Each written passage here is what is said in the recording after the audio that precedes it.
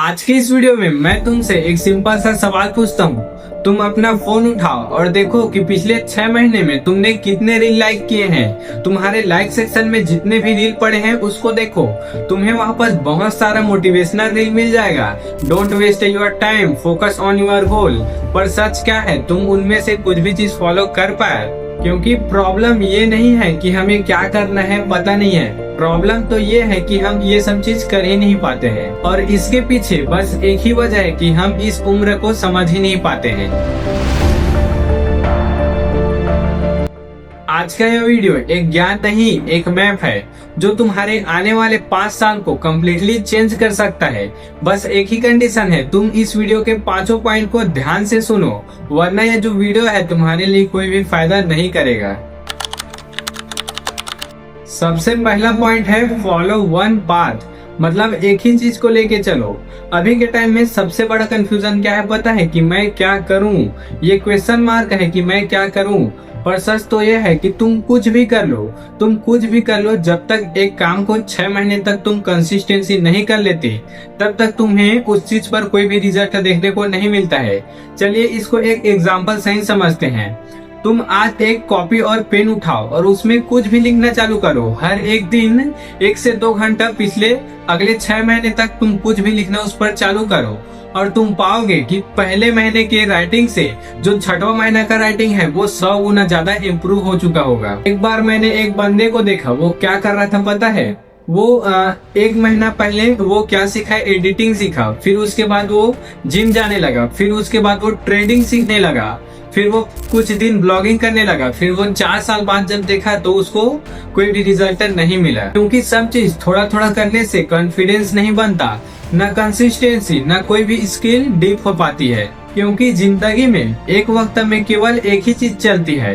अगर तुम एक चीज पर मास्टर कर लिए फिर तुम्हारे पीछे फेम, पैसा, सारा कुछ तुम्हारे पीछे दौड़ेगा। तुम एक पाथ चूज करो, चाहे वो एडिटिंग का हो, वो ब्लॉगिंग का हो, वो ट्रेडिंग का हो, टीचिंग का हो, एनीथिंग, और उस पर 6 महीना रोज 1-1, 2-2 घंटे देना चालू करो। और तुम देखोगे कि पहले महीने से 6 महीना जो है, 6वां महीना जो है, उसमें बहुत बड़ा इम्प्रूवमेंट तुम्हें दिखाई देगा। 6 महीने बाद तुम्हारा जो कॉन्फिडेंस लेवल है वो अलग लेवल पर चला जाएगा। दूसरा पॉइंट है यूजलेस चीजों पे सोचना बंद कर दो। इस एज में सबसे ज्यादा हमारा जो टाइम है वो 2 ही चीजों पे वेस्ट होता है। पहला कि लोग क्या सोचेंगे या फिर क्या कहेंगे, और दूसरा है कि हमारा फ्यूचर क्या होगा। पर सच तो ये है कि इन दोनों चीजों का कंट्रोल हमारे हाथ पे नहीं होता है। चलो इसको एक एग्जांपल से ही समझने का प्रयास करते हैं। मान लेते हैं आप एक वीडियो बनाते हो और उस पर 10 से 20 व्यूज आते हैं और आप सोचने लगते हो कि लोग क्या कहेंगे, या फिर सोचते हो कि मैं अच्छा वीडियो नहीं बना रहा हूँ क्या, और आप ये डिसीजन ले लेते हो कि अब मैं वीडियो बनाना बंद कर दूंगा। लेकिन तुम एक बात जरूर सोचना कि अगर तुम उस वीडियो को बनाना बंद कर दोगे तो क्या तुम उस टाइम पर उससे भी अच्छा कुछ कर पाओगे? जो तुम्हारे कंट्रोल पे हो उस काम को करो, जो तुम्हारे कंट्रोल में नहीं उसको छोड़ दो। और बात रही कि लोग क्या सोचेंगे या फिर लोग क्या कहेंगे, वो तुम्हारे कंट्रोल में नहीं है। तीसरा पॉइंट है लर्न इन्वेस्टमेंट। देखो, हमें स्कूल या फिर कॉलेज में सब्जेक्ट सिखाया जाता है, फाइनेंशियल स्टेबल होना नहीं सिखाया जाता। इसलिए ये जरूरी है कि तुम इस 4 पॉइंट को अच्छे से सीख लो। पहला है कंपाउंड इंटरेस्ट। अगर तुम इन चीज को अच्छे से सीख लिए, अच्छे से समझ लिए, तो तुम अपने टाइम को, तुम अपने समय को पैसे बनाने में इन्वेस्ट कर दोगे या फिर पैसे बनाने में खर्च कर दोगे। दूसरा है बेसिक इन्वेस्टमेंट, जैसे कि SIP हो गया, म्यूचुअल फंड, इंडेक्स फंड, ये सब को सीखो, जानो कि ये सब होता क्या है, क्योंकि ये सब हमें स्कूल या फिर कॉलेज में नहीं सिखाया जाता। तीसरा है स्किल। देखो, तुम 50,000 कोई भी फोन लेने में वेस्ट मत करो। तुम 30,000 का कोई भी एक स्किल सीखो और उसको मास्टर करो, तो तुम्हारा वो जो 50,000 का फोन है वो 50 भी ऐसे ही आ जाएंगे। चौथा, पैसे को बचाना नहीं, उसको सर्कुलेट करना सीखो।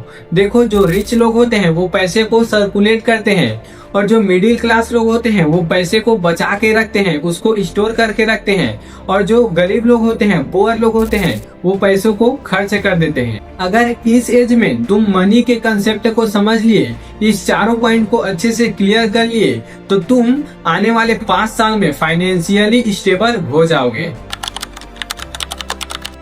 चौथा पॉइंट है टेक अ रिस्क। देखो भाई, लोग कहेंगे कि रिस्क मत लो, ये सही चीज नहीं होता है, लेकिन सच तो ये है कि तुम अभी अगर रिस्क नहीं लोगे तो तुम अपने लाइफ में भी सेफ नहीं रह पाओगे, क्योंकि तुम्हारे पास अभी रिकवर करने का टाइम होता है, अभी रिस्पॉन्सिबिलिटी भी कम होता है और लर्निंग करने का कैपेसिटी भी हाई होता है।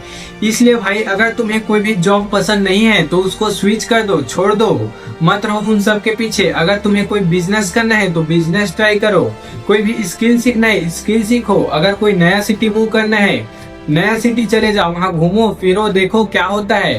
तुम उन सब के बीच में मत रहो जो तुम्हें पसंद नहीं है। लाइफ में रिस्क का मतलब पागलपंती नहीं होता है, रिस्क का मतलब होता है अपने सपनों पर काम करना, लर्निंग करना, कोई नया चीज सीखना। कोई भी सक्सेसफुल बंदा देख लो, कोई भी आप सक्सेसफुल आदमी देख लो, वो सेफ प्ले करके सक्सेसफुल नहीं बना है। इसलिए भाई रिस्क तो लेना पड़ेगा। पांचवा पॉइंट है बिल्ड अ स्ट्रॉन्ग डिसिप्लिन। देखो भाई, तुम्हारे पास टैलेंट हो या ना हो, अगर एक बार डिसिप्लिन बन गया तो तुम दुनिया में अनस्टॉपेबल बन जाते हो। डेली माइंडसेट पर काम करो, डेली 1 से 2 घंटे कुछ न कुछ काम करो, क्योंकि डिसिप्लिन एक दिन से नहीं डेली हैबिट से बनती है। और जब एक बार ये जो डिसिप्लिन है वो बन जाता है तो तुम कुछ भी अचीव कर सकते हो। आज से 5 साल बाद तुम अपने लाइफ को 2 ही तरीकों से देखोगे। पहला कि काश मैं उस एज में कुछ अच्छा कर लिया होता, और दूसरा कि शुक्र हुआ कि मैं उस एज में स्टेबल हो गया या फिर कुछ सीख लिया। अब भाई डिसीजन तुम्हारा है, तुम्हारा लाइफ है कि तुम्हें 5 साल बाद या फिर अपने फ्यूचर को किस तरीके से देखना है, स्टेबल देखना है कि अनस्टेबल देखना है। ये 5 पॉइंट तुम्हारे लाइफ का स्ट्रक्चर है, ये 5 पॉइंट तुम्हारे लाइफ का जो 30s है उसका लेवल डिसाइड करेगा। अगर तुमने इस 5 पॉइंट को अच्छे से फॉलो कर लिया तो मैं गारंटी देता हूँ कि तुम्हारा जो स्टोरी है वह एक नॉर्मल स्टोरी नहीं बल्कि एक रिच स्टोरी बनेगी। अगर वीडियो पसंद आए तो एक शेयर जरूर करना, क्योंकि हो सकता है कि तुम्हारा एक शेयर किसी 20s का जिंदगी बदल दे।